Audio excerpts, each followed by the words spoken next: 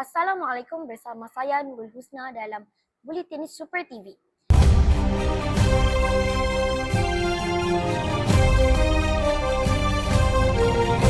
Buletin Super TV. Pada 20 April lalu, sekolah kami telah mengadakan Majlis Peresmian Program Delima, Nilam dan kempen galakan membaca.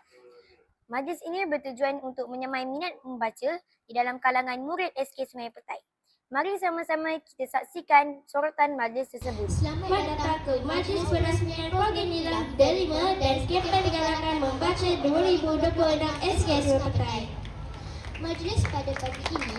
Adik-adik semua, kalau nak jadi orang percaya ni, bukannya hanya lulus peperiksaan saja. Kena rajin membaca. Kena ambil seberapa banyak ilmu-ilmu yang boleh.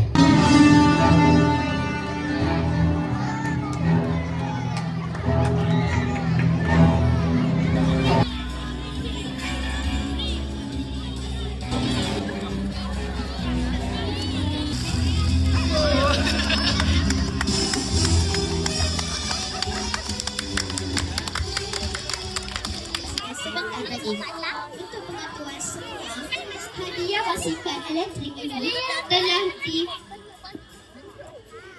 telah disumbangkan oleh Encik Fahmi.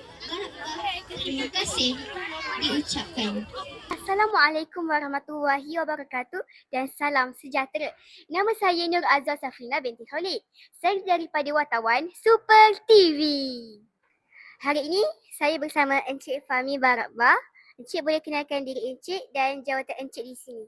Baik, terima kasih Azwar tadi. Azwar daripada Super TV. Betul. Nama saya Fahmi Barakbar Muhammad Saleh. Saya merupakan yang di-Pertua PIBG SK Sungai Petai. Terima kasih Encik kerana telah menyumbangkan 2 buah basikal elektrik. Apakah harapan Encik bagi program Nilam di sekolah ini? Okey, harapan saya ada satu aja Azwar.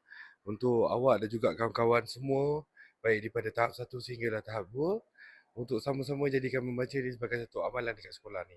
Sebab membaca ni, lagi banyak kita baca, lagi tinggilah ilmu pengetahuan kita, betul. Jadi itu harapan saya. Siapa yang menang, dia akan bawa balik basikal elektrik ni. Siapa yang tak menang, boleh cuba lagi nanti. Sekian, terima kasih. Semoga program ini memberi manfaat kepada seluruh warga SK Sungai Petai. Sekian, terima kasih. Bye-bye.